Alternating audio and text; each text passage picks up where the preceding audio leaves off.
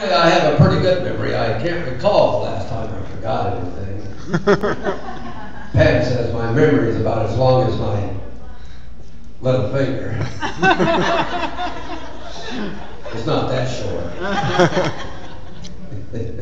I'm Pam Mitchell's husband. Some of you probably know me as that feller who had to rebuild his house down there on the 7th Green. By the way, we don't use the F word around there anymore. We just say that was the night we started the remodeling. Or Pam's housewarming party.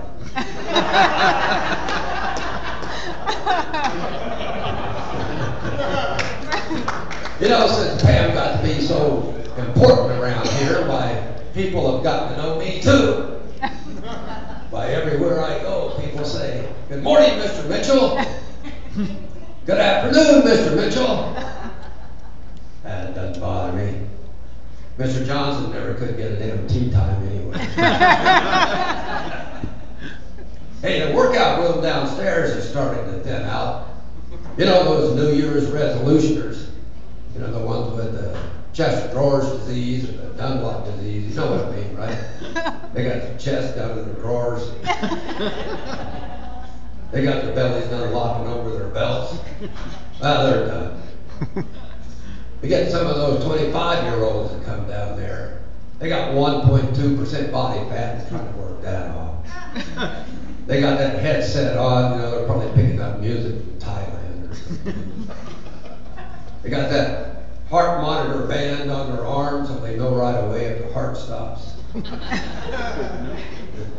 They get up on that treadmill, start doing 5-minute miles.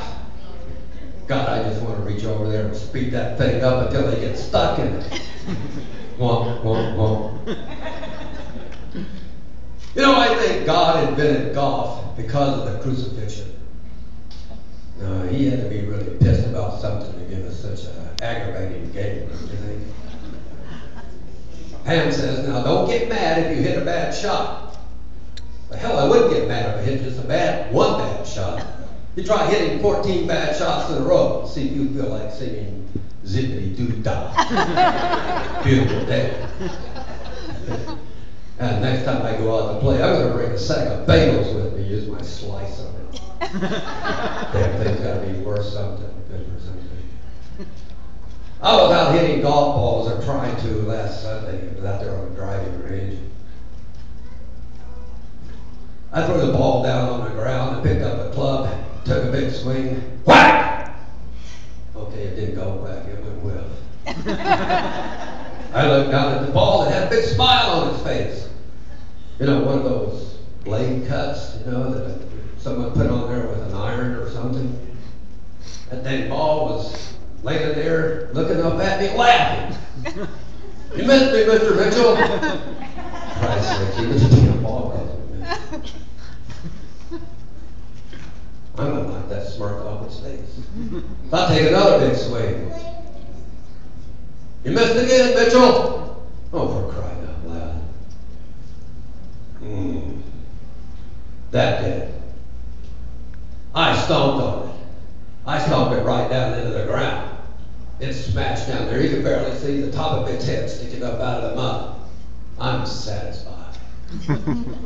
About that time I look up, and here comes Dave. Oh, for crying out loud. "Good morning, Mr. Mitchell," he says. "What else?" He watches me take a few swings. "You need to relax your lower body," he says. "Here, let me show you." He picks up a 7-iron and hits it out there 300 yards. Then he turns to me, "Now you try it." Oh, for crying out loud. So I take a few more swings. I top the ball every time. "You need to relax your lower body," he says. I relax my lower body. Then he says, "Get back up, Mr. Mitchell. I don't mean that much."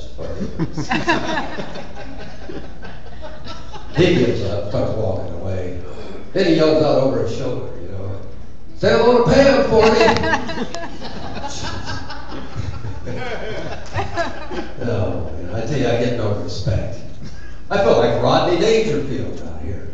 Get no respect. I miss Rodney. He was a funny guy, wasn't he? Remember some of those stories he told?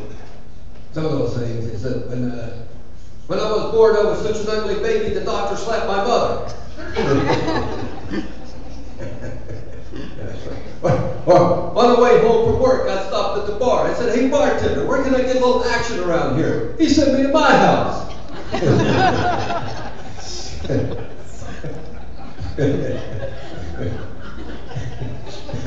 I miss Rodney. He was a funny guy. Golf drives me crazy. Pam says that's a really short trip. I tell you what really drives me nuts, though. I mean, it really makes my blood boil. God, I tell you. But some of you may not agree with this, but you need to hear it, so I'm going to tell it to you anyway. So just sit there for a minute and bear with me. Okay, here we go. It's 1/2 of the American people not paying any income taxes, complaining about the other half not paying their fair share.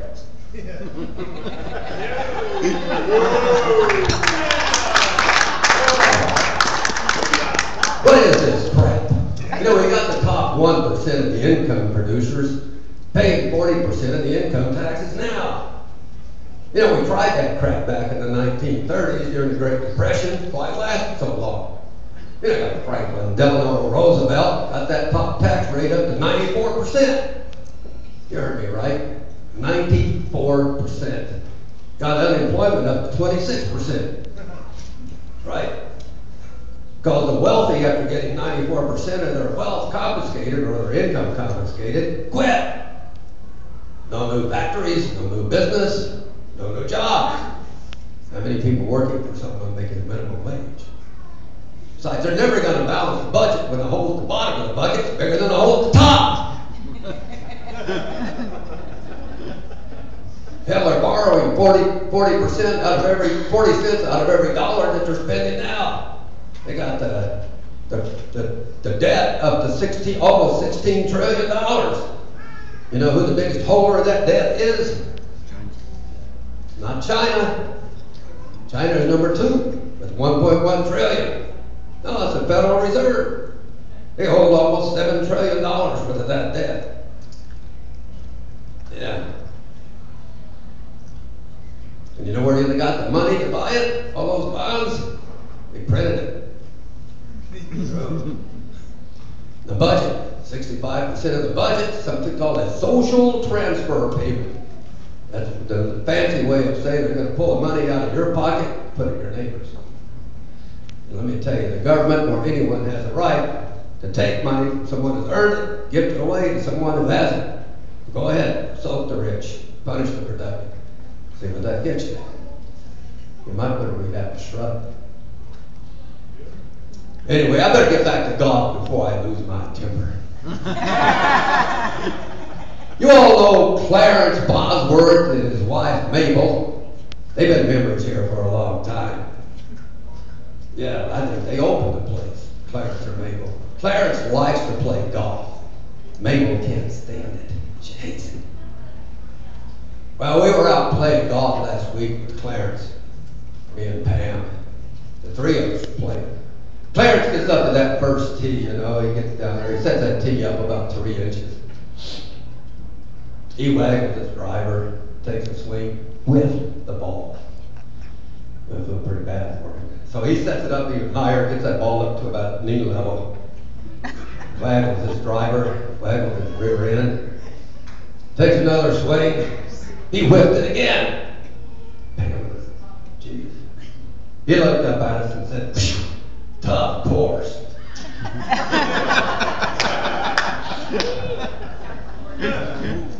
We get through the 18 holes.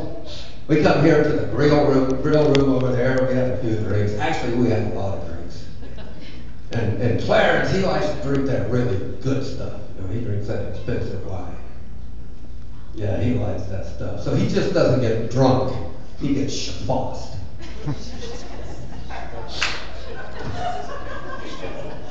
That's how you get when you drink the good ones. After a while, he struggled to his feet and he said he had to go. So he turned to Pam and he asked for some lipstick. He took that lipstick, put it on his collar, and he left. I ran into him a few days later in the week. I said, Clarence, what's that lipstick all about? Well, apparently that day he went home. Mabel met him at the door. She wanted to know where the hell he'd been. He told her he'd been down the end of the street at the widow woman's house, drinking, fooling around with her. She hit him with a skillet. She said, don't lie to me, you SOB. You've been out playing golf.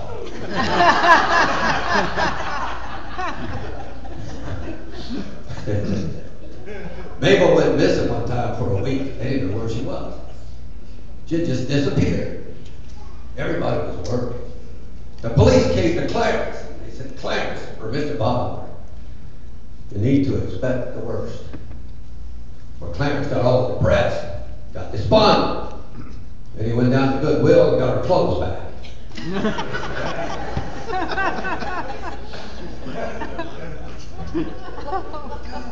You know, they had some marriage problems, Clarence and Mabel. They went to see a marriage counselor. They went in the room there and sat down in front of his desk. The counselor said, what seems to be the problem with you two? Well, Mabel launched into this long-winded diatribe listing every fault and foible that Clarence had had over the past 37 years of marriage. She went on like that with a single breath. Finally, she finished. The counselor got up, walked around in front of the desk, slapped Mabel across the face, threw her on the floor. They got down and talked about the weather for 35 minutes. Then the counselor got up, tucked in his shirt, straightened his tie. He turned to Clarence. Said, Mr. Bosworth, your wife needs this 3 times a week. Clarence said, well, I could get her in here on Mondays and Wednesdays, but I play golf on Friday.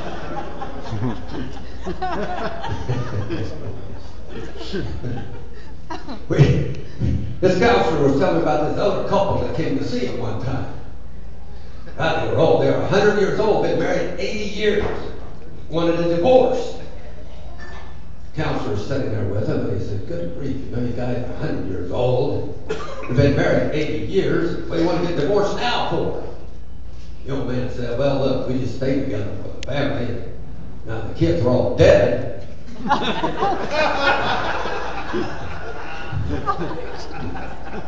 That's no reason to keep the family together. We didn't play much golf where I'm from. I'm from East Tennessee. It's a town up there called Kingsport. We didn't play much golf there. Well, it had one golf course called Richfield. It's in the hills of Appalachia, you know. We were poor, though. My family. We were so poor we couldn't even pay attention. Well, if I hadn't been a boy growing up, I wouldn't have had any toys to play with. One year for Christmas, my pap just cut a hole in my pocket. Said, Merry Christmas. You get up in those hills there in Tennessee, it gets real rural. We had this old boy who was going to marry this girl. Found out she was a virgin, refused to marry her. Said she wasn't good enough for her family, she wasn't good enough for him either.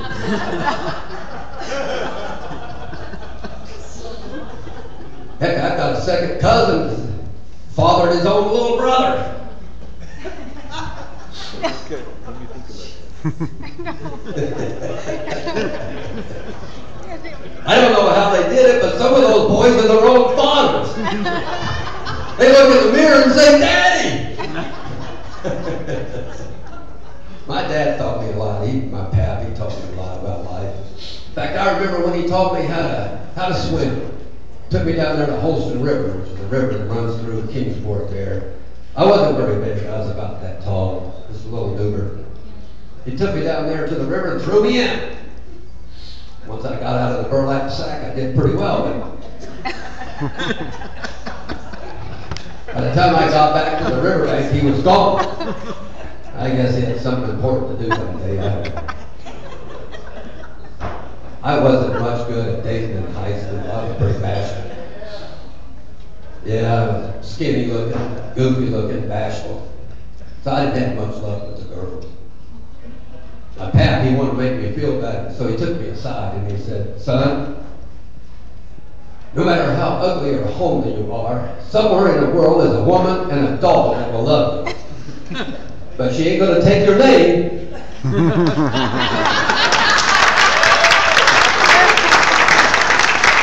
Mr. Mitchell. First time up, that's pretty good. Next up we have Mariah.